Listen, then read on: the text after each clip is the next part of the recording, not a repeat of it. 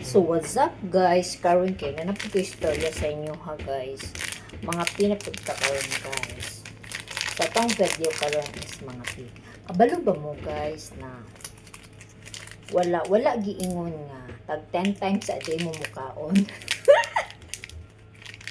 Kamura nagbutbuta na guys nga pagkuman yung paniud to at pagkuman yung pamahaw nya magkuha na pod mo mag-crunch and mga unsa pa na inyong lunch and tea break and then unsa pa na inyong tawag din ha sa inyong mga kwan dinner, supper, late night, midnight snack and whatsoever guys is not applicable to the human world.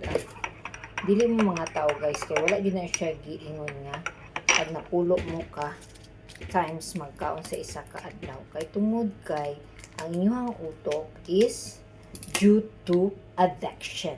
Yes, it is addictions. Same like drugs. So this one is same like sweets. So your body is wanted the sweets. Ay. Dili ko to guys, ambot. Di ay nangapir ako ba kay kuan ba dapat before mo magtrabaho guys kay yung mga pisa mo guys niya. More na siya. Anyo.